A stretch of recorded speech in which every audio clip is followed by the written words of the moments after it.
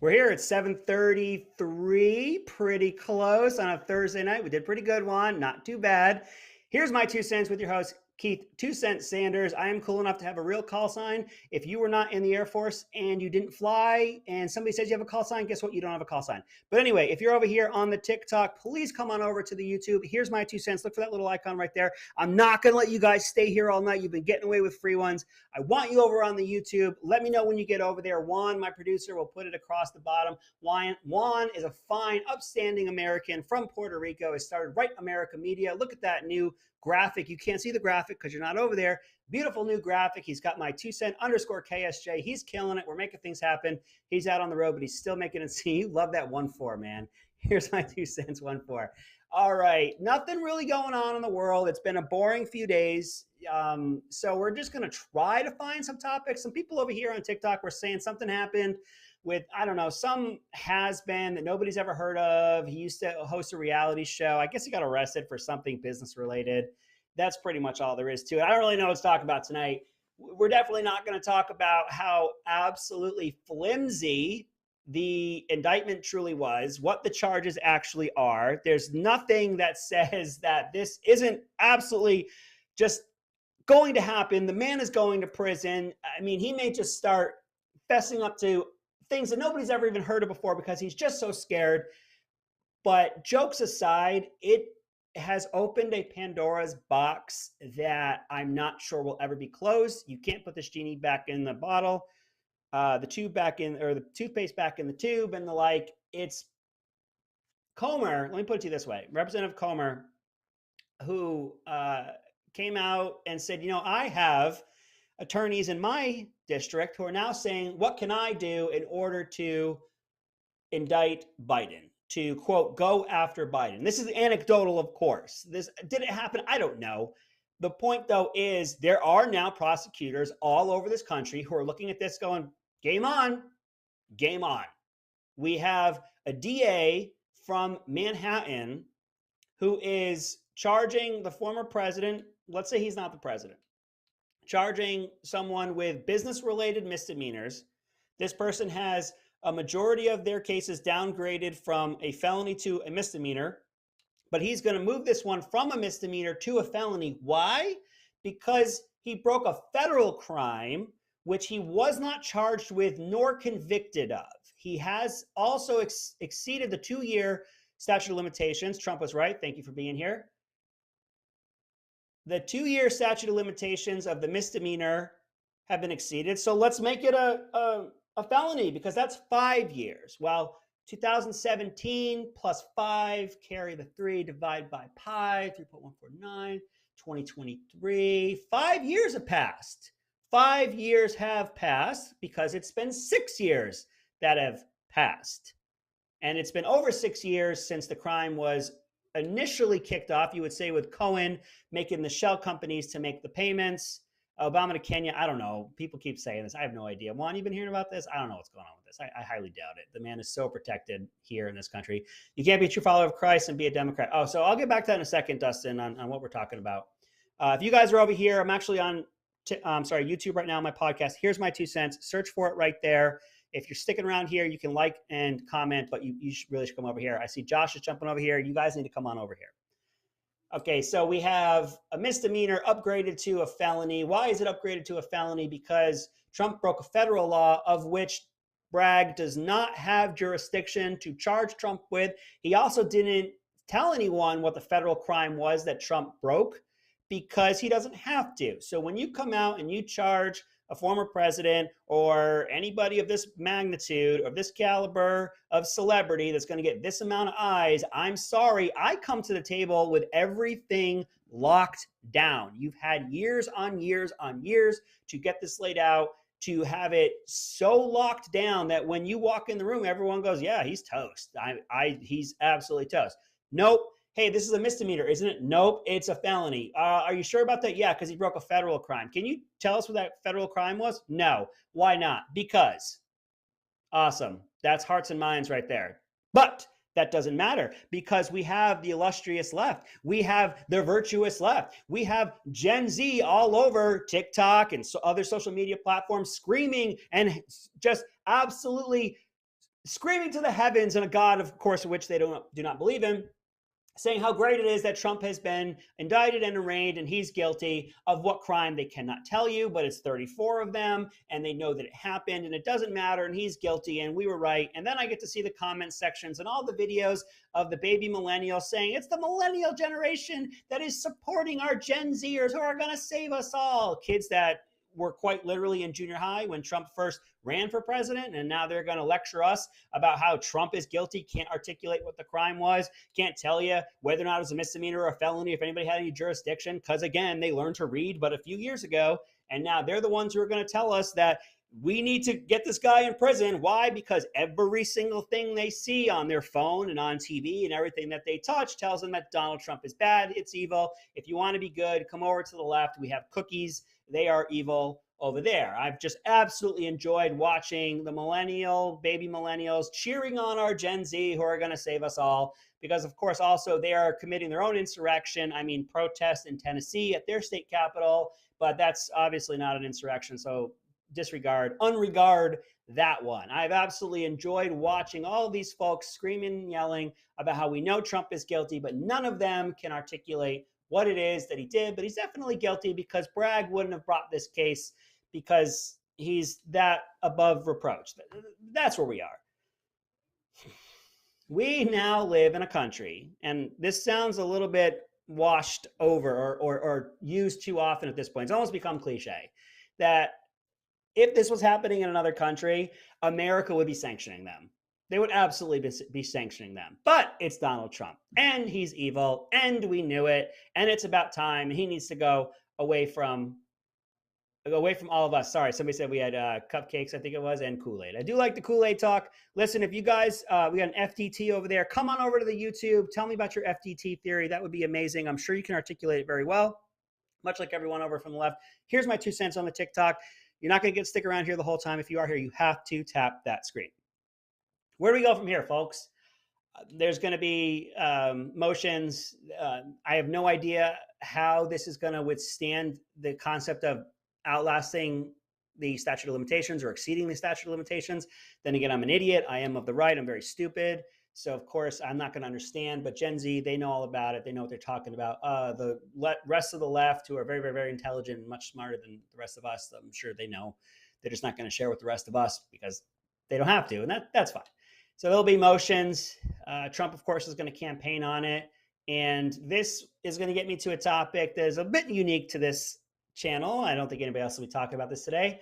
And I think more people need to be talking. It's the divide that is starting to happen on the right. So if you didn't get a chance to check it on 7:30 p.m. Eastern on another show called Council of Colonels, which is also here on Right America Media, I was a guest host for the night, and Juan's already smiling behind the scenes because it got quite spirited, I should say. What is starting to happen on the right are you have folks who have their loyalties to Trump, who have their grievances rightfully from what has happened to him with the fake Russia collusion, which just resulted in a $150,000 fine for Hillary Clinton, even though we know that they created it, they funneled it, it was a lie.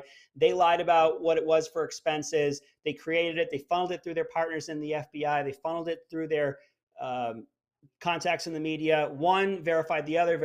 Next thing you know, you got FISA warrants, you have the Mueller investigation, none of that. So folks have a right to have their grievances. I get it. Then you had the Ukraine phone call. You have 2 fake impeachments that were clearly all political persecution. It was all to keep Trump in peril, to create a blockade for him, really trying to get anything that he was trying to do, try to keep that from happening. All that's true. You have the 2020 election where we had some shenaniganizing that people still don't trust the outcome of what happened with that. We're not going to break that down because I went for my strike last week and we didn't get it. So I'm not going to push my luck. I think we'll just count our lucky stars. We didn't get a strike last week. So folks have their grievances. Then there's folks like me who also have those grievances, who are looking towards the future and saying, how is it we're going to get back the executive branch, and how is it we're going to get back the legislative? Because right now we just have one of the houses. And we're looking at how are we going to win where we've been losing. Case in point, Georgia, Pennsylvania. I don't even know if Wisconsin's within reach ever again. I don't know if Michigan's ever in reach again. And I'm really nervous about Arizona for reasons. And again, I don't want to get this channel taken down. What I'm trying to say is some camps are being formed here. And those that are Trump all day, every day, are really getting upset with other folks who aren't Trump all day, every day. Let me tell you where loyalties for me lie. I am a conservative. The Republican Party is the vessel that we use in order to implement the conservative principles. Then you have candidates that run within that, and we choose which candidate we think is going to uphold the conservative values that I want in place in my government. Donald Trump governed conservatively and has had a generational impact in that he was able to get 3 justices on the court. That is a generational impact, and I am thankful for that. However, going forward, I'm looking at whether or not Trump is going to be able to win a national election. Understood, it's state by state. But when you look at how he's done in 18, and I was trying to make this point the other night when I was disagreed with, which is fine, and it was in a spirited manner, which is fine. But what I'm trying to make the point is that folks are starting to have friction within the right. And of course, that is also something that the left wants, that the media wants, which is why they want Trump constantly in trouble, because then some folks will say, well, maybe it's time that we look forward, and others will say, how dare you? Where's your loyalties to Trump? And then that will start to happen. The reality is we need to get the best conservative that we have on the Republican ticket, because there's no longer conservative Democrats, and that's a whole other story. But how are we going to get the conservative back onto the ballot to then have the coattails that folks can ride like we did in 2016? Maybe that is under Trump, but take a look at what happened in 18. We lost the House. Take a look at what happened in 20. We lost the executive branch wholly, and then we lost the Senate. Then in 22, it was supposed to be a red wave because this government cannot govern to save their life. We were supposed to have a red wave, but the candidates that we put up, the people that were endorsed by Trump at the Senate, didn't win. They weren't winning those state level elections in Pennsylvania and in Georgia and also in Arizona. And those are places that Trump has to go into to try to win those states for the next election. So the Democrats do want to run against Trump. They want to run against Trump, who has legal problems. So they continue to put legal problems on him, which is how we got to where we are. They want Trump in the courtroom so they can continue to run against him and how awful he is. He wasn't even on the ticket on this last go. But you take a look at, I think, everyone other than J.D. Vance in Ohio, which really goes to show you Ohio is pretty red nowadays. I'm not even sure it's purple. Ohio is pretty red. Which is a good thing, because it used to be, however Ohio voted is what the president was going to be up until this last election. It used to be, as Ohio goes, so goes the presidency, but not this last election, of course. So what I'm trying to get to here is we're all on the same side, and it's okay for us to look at the options that are in front of us. There isn't a loyalty test here. I'm not going to be part of a loyalty test. I'm not going to only say that it's Trump or bust. I'm looking at how we're going to take back the White House, because as conservatives, we don't rule from top down. We don't say we have the executive branch and thou shalt do everything that I want. I have a phone and a pen, as Obama would say. We're not going to rule that way. We're going to govern in a way that is in a federalist approach. Hopefully, you'll get that with DeSantis, by the way.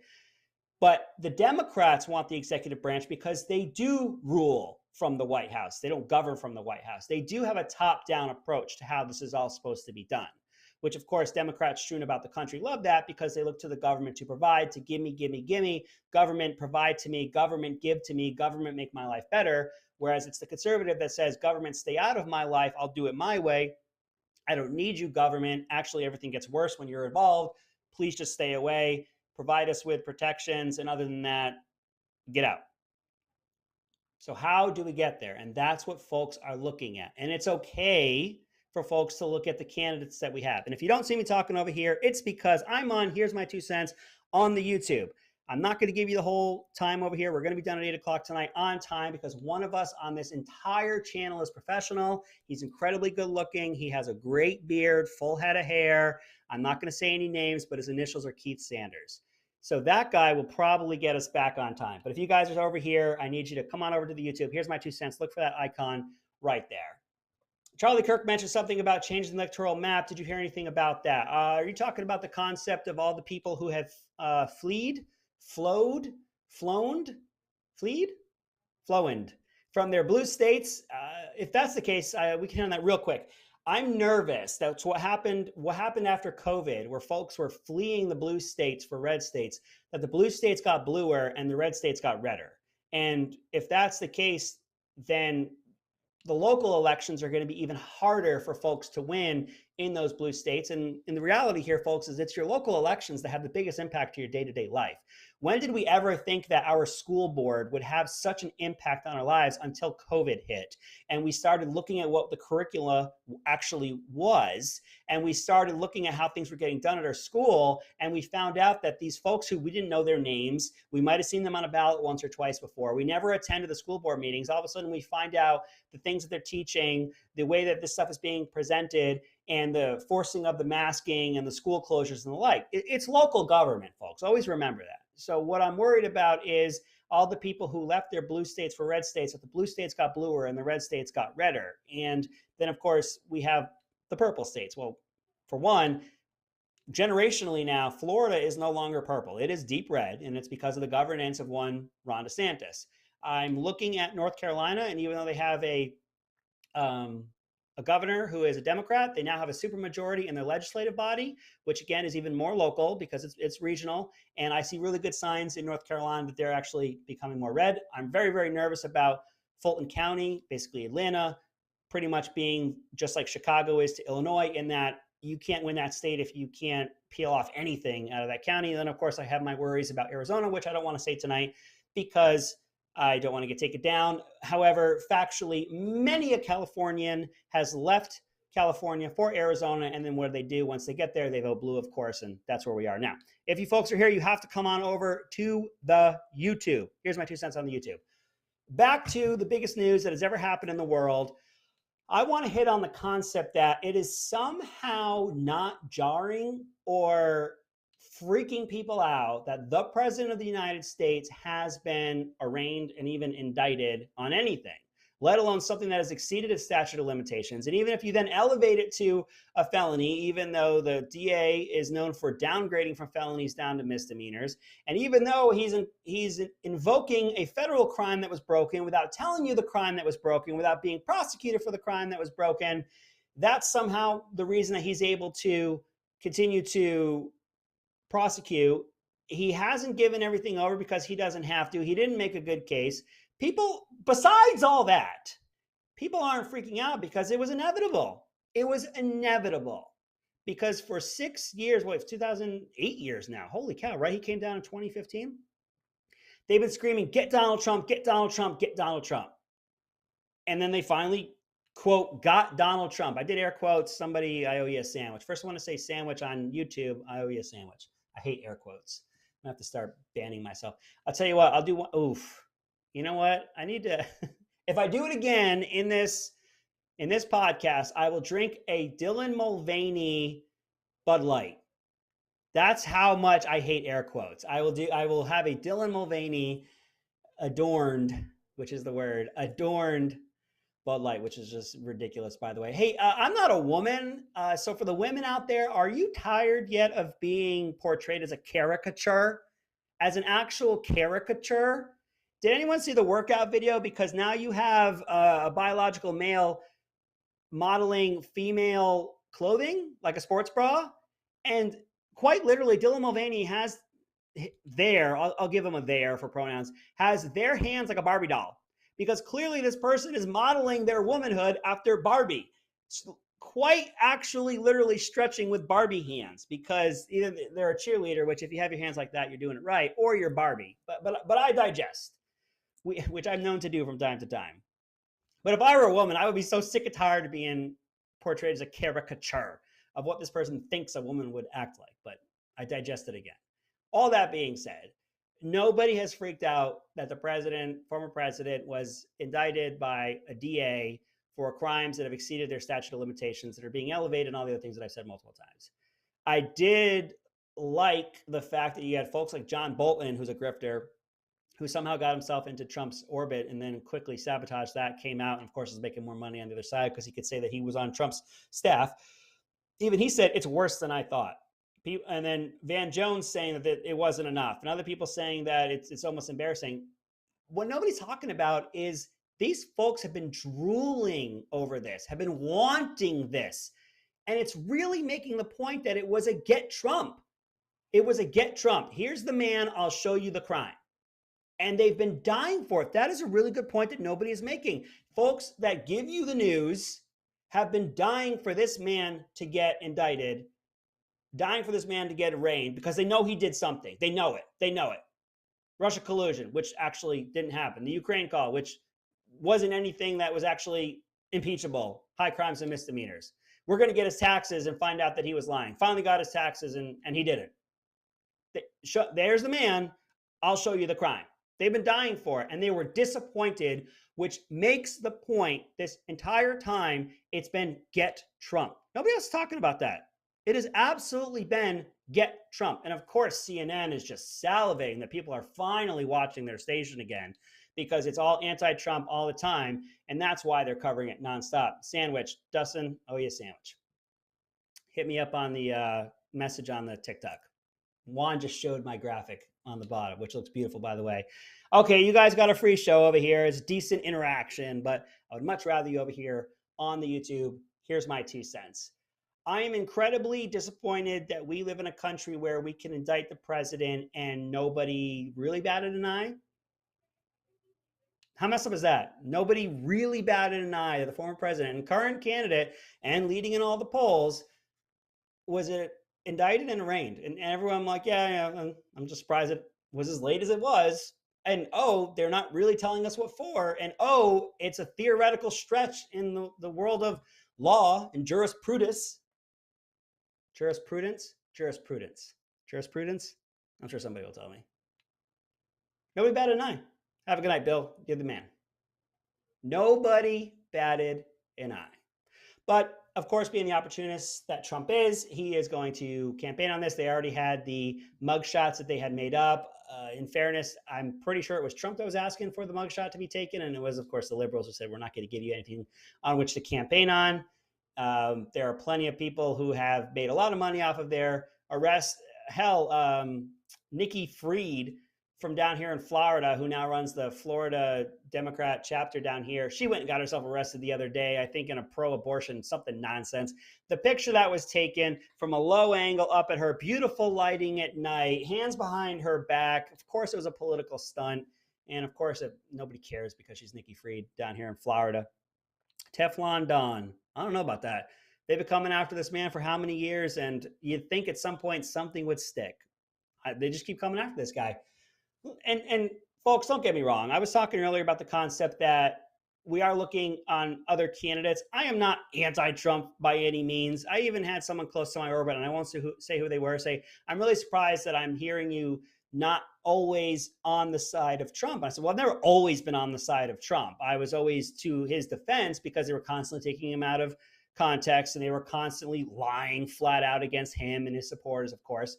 And I'm not doing that anymore. I haven't stopped doing that. I am looking at the other candidates that are out there. I don't think that Nikki Haley is a viable candidate. I think this Vivek guy, I'm not quite sure why he's really running other than to maybe make some money off of and also ran, maybe to push some more business type principles and fiscally being conservative and the like. And then, of course, there's Trump. And then, of course, there's DeSantis, who hasn't even declared yet. And he's going to wait as long as possible. He might even declare after Joe Biden.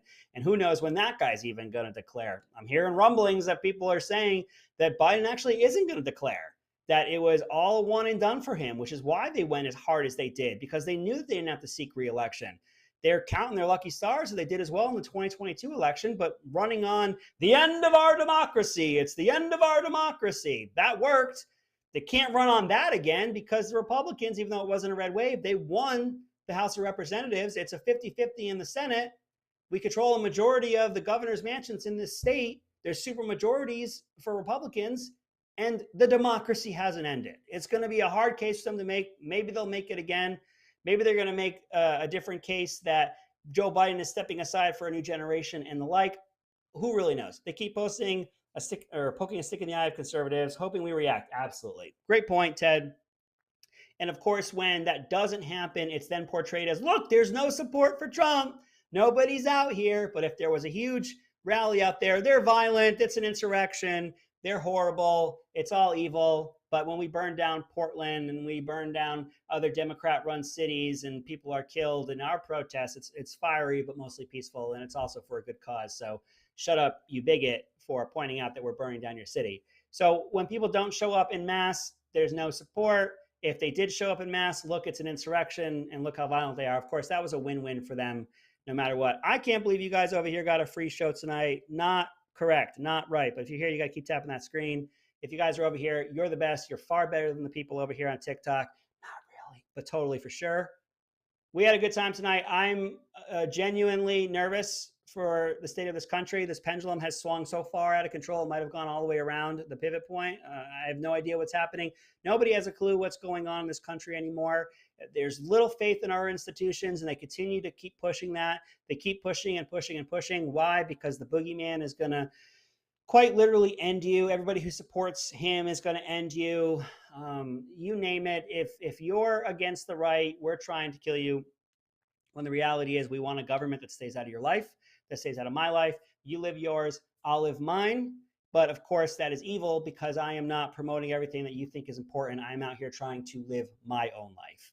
But with that, we're about getting to the end. I'm going to get Juan out of here on time because, again, I am a professional. Juan's going to put my information up there. I think I just saw it at 2cent_KSJ on the TikTok. Here's my 2 cents over here every Thursday night, 7:30 p.m. And I appreciate everyone who has been here tonight. And with that, have a good night.